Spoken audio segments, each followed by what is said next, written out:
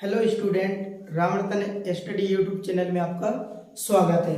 आज अपन कंप्लीट करने जा रहे हैं परिमेय संख्याओं से कैसे कैसे क्वेश्चन पूछे जाते हैं, किस प्रकार से क्वेश्चन बनते हैं या कैसे कैसे क्वेश्चन पूछे जा सकते हैं, दो परिमेय संख्याओं के बीच किस प्रकार से क्वेश्चन बनते हैं। तो यदि आपसे कहा जाए दो परिमेय संख्याओं के बीच, दो परिमेय संख्याओं के ठीक बीच, यदि आपसे कहा जाए दो परिमेय संख्याओं के ठीक बीच, यहां पर देखिए क्या लिखा है, यहां पर ठीक बीच, दो परिमेय संख्याओं के ठीक बीच केवल एक परिमेय संख्या होती है। कितनी होती है? केवल एक बीच।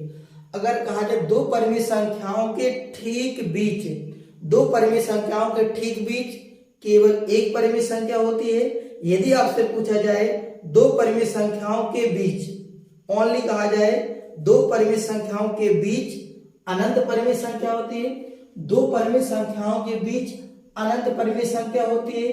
लेकिन यदि कहा जाए दो परिमेय संख्याओं के ठीक बीच तो केवल एक संख्या होती है। आइए हम इसको उदाहरण के माध्यम से समझते हैं। जैसे हमने कहा दो परिमेय संख्याओं के ठीक बीच केवल एक परिमेय संख्या होती है, तो देखिए कैसे, 4 और 6 के ठीक बीच, जब 4 और 6 के ठीक बीच कहा तो 4 + 6 / 2 कर देंगे। 4 + 6 अपन क्या कर देंगे? 2। तो बचे 10/2, 10 में 2 का भाग करेंगे तो आएगा 5। यानी केवल देखा जाए तो 4 और 6 के बीच में केवल और केवल एक परिमेय संख्या, वो उसका नाम क्या है? 5 है। ठीक है, ठीक बीच पूछा, ओनली ठीक बीच में। और यदि अगला पूछे 2 और 3 के ठीक बीच, तो हम क्या करेंगे? 2 और 3 / 2 कर देंगे तो 5/2। तो देखो 2 और 3 के ठीक बीच में 2.5 होता है।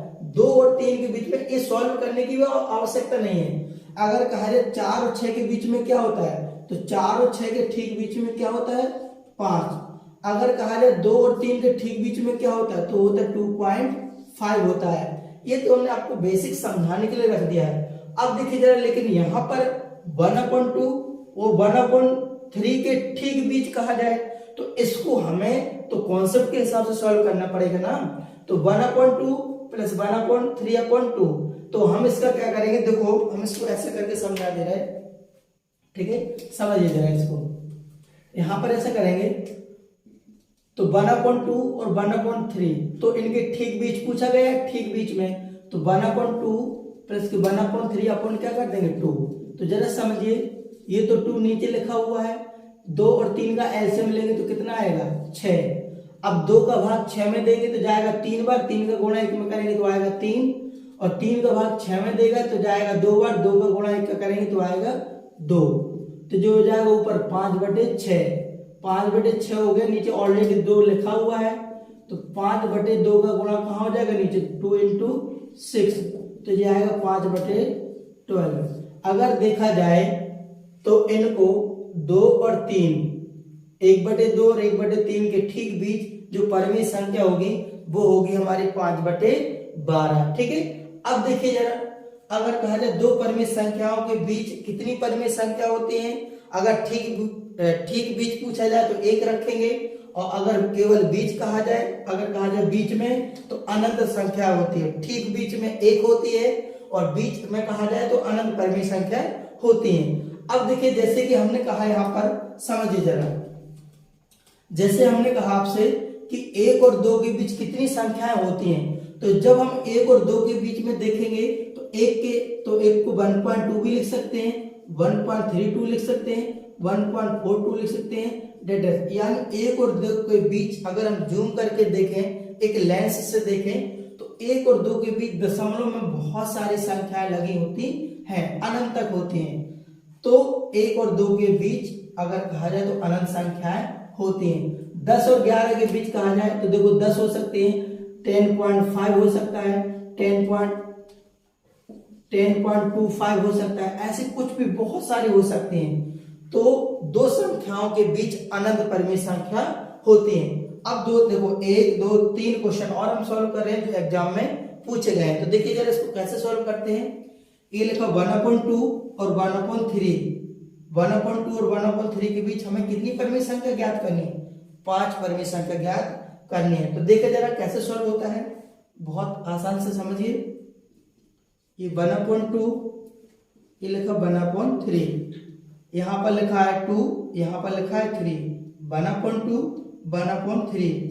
तो इस 3 का यहाँ पर ऊपर नीचे गुणा कर देंगे, और इस यहाँ पर 2 लिखा था तो इस वाले नंबर में ऊपर नीचे 2 का गुणा कर देंगे। फिर से सुनिए मैंने क्या कहा, यहाँ लिखा था 1/2, यहाँ लिखा था 1/3।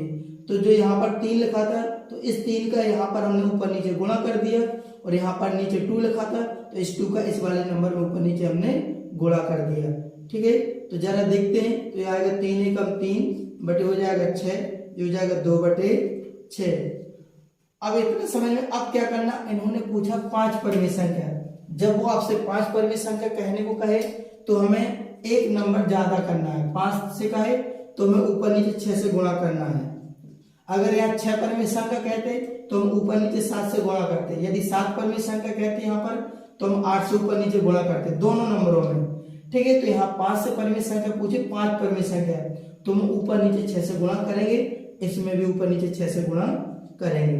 तो ये आएगा 6 18/36 हो जाएगा, और ये हो जाएगा 6 दूनी 12 बटे कितना 36। हमें कितनी संख्या पूछी गई है, 5 परमेय संख्या। तो देखिए जरा 5 परमेय संख्या कैसे प्राप्त होगा। 12/36, 12/36 से कहां तक चले, 18 बटे, फिर हो जाएगा 13/36, फिर आएगा यहाँ पर 14/36, 15/36, 16/36, 1 2 3 4 5। ठीक है, तो ये हमारी क्या हो गई संख्या, ये हमारी क्या हो गई 1/2 और 1/3 के बीच 5 परमेय संख्या, 5/36, 13/36, 14/36, 15/36 और 16/36।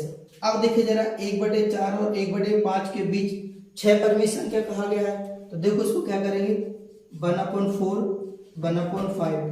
तो यहाँ पर 5 लिखा है तो ऊपर नीचे यहाँ किससे गुणा करेंगे, 5 से, और यहाँ पर 4 लिखा है तो ऊपर नीचे 4 से गुणा करेंगे। तो देखो जरा, ऊपर हो जाएगा 5 और नीचे कितना हो जाएगा 20, इसमें हो जाएगा ऊपर 4 और नीचे हो जाएगा 20। अब इन्होंने कितनी परमेय संख्या कहा है, 6। जब 6 परमेय संख्या कहा है तो हम किससे गुणा करेंगे, 7 से, ऊपर नीचे 7 से गुणा करेंगे, इसमें भी 7 से गुणा करेंगे। तो जो हो जाएगा 7 पन्ना 35 बटे कितना हो जाएगा 140, और यहाँ पर 7 चौके 28 बटे हो जाएगा 140। तो 28 से आप 35 तक चले जाइए, 28 29 30 से करते, तो 28 के बाद आता है 29।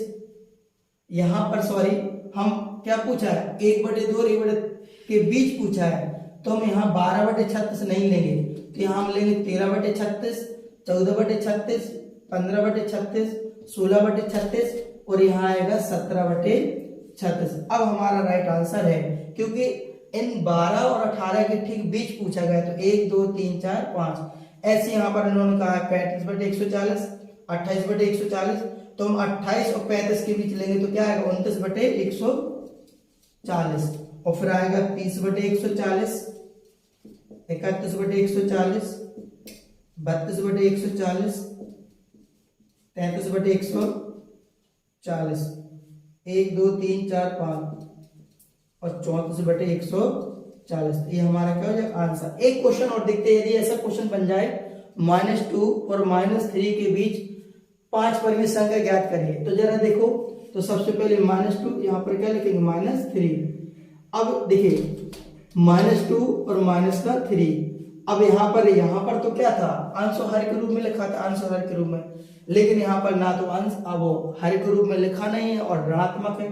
तो देखिए कैसा करेंगे यहाँ पर सॉल्व, -2 और -3, तो यहाँ पर क्या हो जाएगा 1, यहाँ पर क्या हो जाएगा 1, तो ऊपर नीचे यहाँ पर ही 1 है तो यहाँ पर ही 1 है, तो ऊपर नीचे 1 से गुणा करा दे, यानी ए वाले 1 का ऊपर नीचे गुणा और ए वाले 1 का ऊपर नीचे गुणा, तो ये आएगा -2 और ये आएगा -3। हमसे कहा 5 परमेय संख्या, जब 5 परमेय संख्या कहा जाए तो हम 6 का गुणा करते हैं, तो यहाँ पर भी 6 का गुणा कर देंगे, यहाँ पर भी 6 का गुणा कर देंगे, तो हो जाएगा -12 और जो हो जाएगा -18। तो 12 से 18 तक आप गिन जाइए, तो 12 के बाद आता है -13, -14, -15, -16 और -17। 1 2 3 4 5, ये हमारी कैसी संख्या हो गई, 5 परमेय संख्या हो गई।